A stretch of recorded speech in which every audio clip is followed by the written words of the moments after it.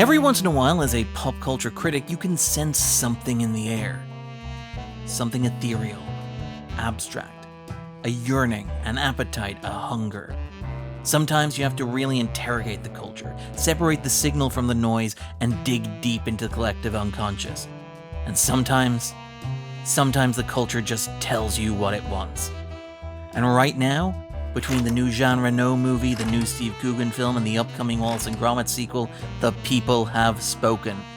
You can't spell penguin without win. Also, adult literacy rates are in decline. So this week, we're going to talk about HBO's The Penguin, which wrapped up its season this weekend. This will involve some light spoilers about the show, but we're going to be talking about the show more broadly, mostly its influences and its tone. In particular, in a year where, with one notable billion-dollar exception, superhero film and television has struggled to connect with audiences, we're going to take a look at what makes The Penguin not just the best live-action superhero project this year, but also what sets it apart from a genre that seems to be struggling to connect with audiences to the same extent that it once did. So join us as we discuss the foul-feathered fiend, the best thing to happen under the superhero umbrella in quite a while.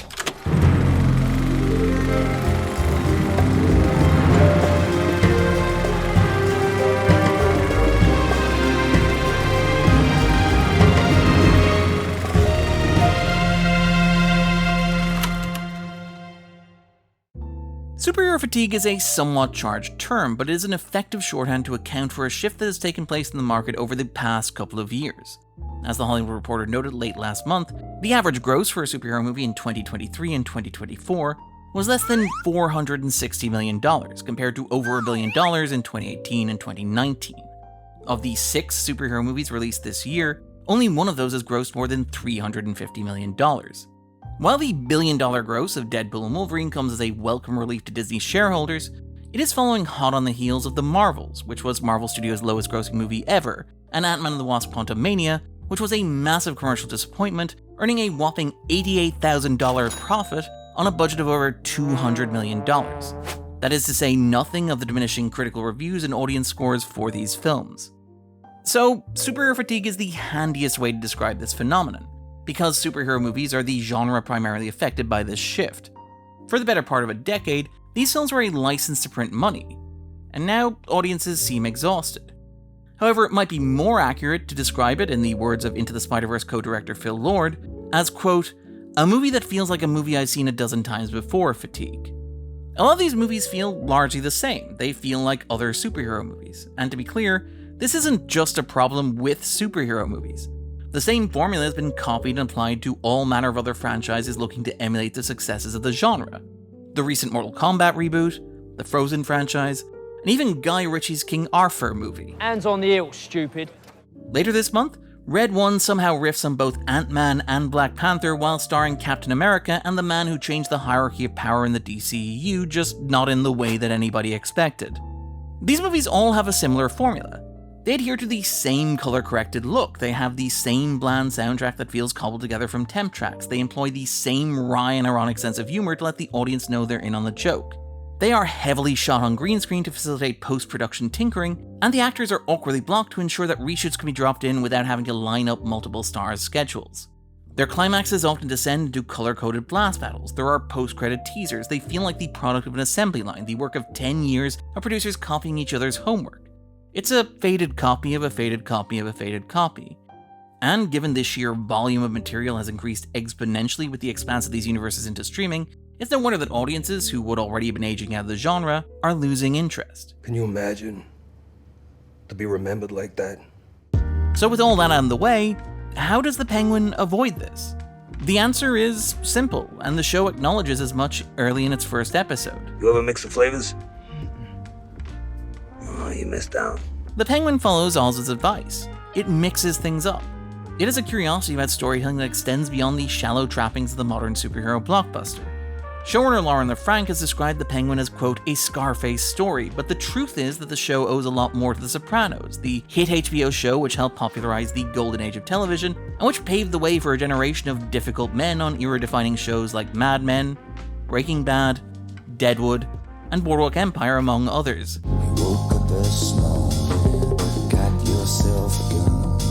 The Penguin is not subtle in invoking its influences.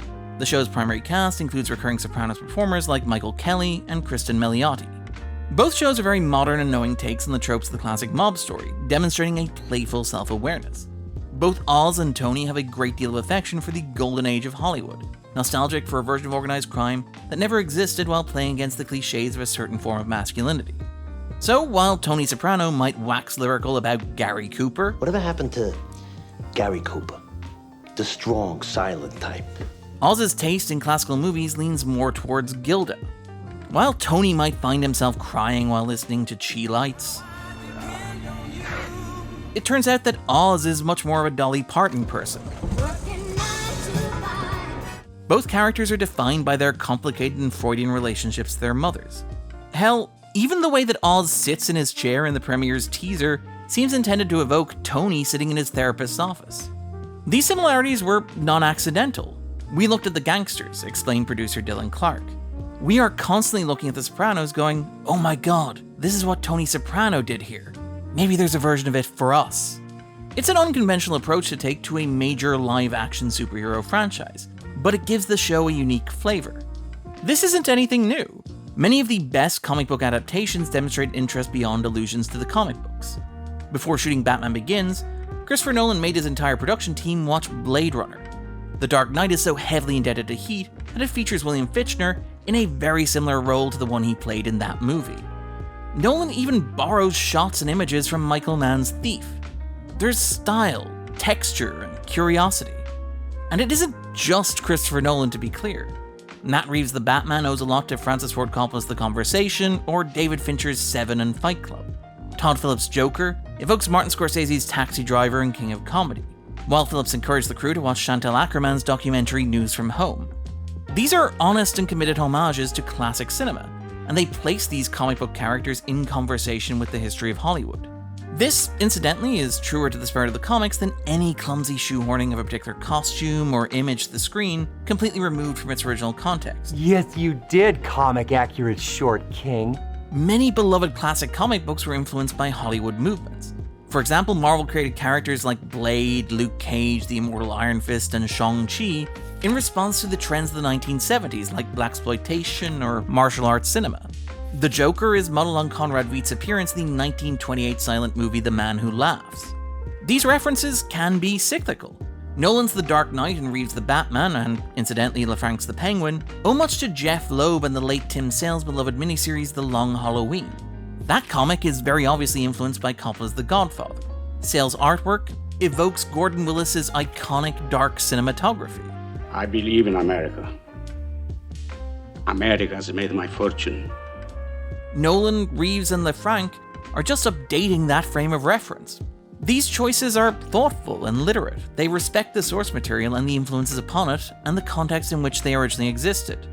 Even something like Phillips' invocation of Taxi Driver and Joker exists in the context of Frank Miller and David Mazzucchelli's allusion to the same film in their iconic Year One comic. Comic books are pop art, and they exist in conversation with more than just their own continuity. Like hip-hop, comics are an art form built on sampling and remixing various facets of pop culture. Curiosity is a good thing, keeping these properties fresh and dynamic.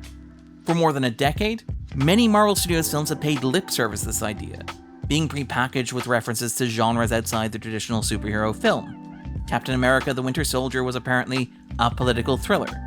Ant-Man was a heist movie. Spider-Man: Homecoming was a John Hughes movie.